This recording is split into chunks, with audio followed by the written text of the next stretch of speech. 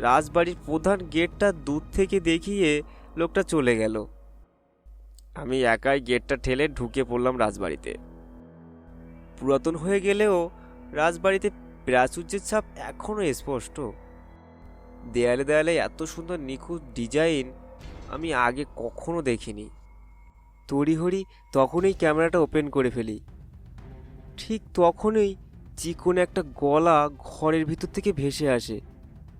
তাকিয়ে দেখতে পাই একটা সাদা কাপড় পরা বৃদ্ধ মহিলা।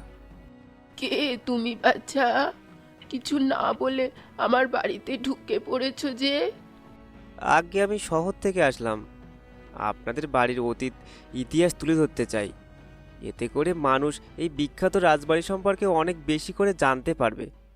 বেশ বেশ, এমনিতে তো আমার বাড়িতে একটা লোকও কখনো আসে না। তুমি এসেছো, বড় ভালো হয়েছে। এই বাড়িতে আর কেউ থাকে না?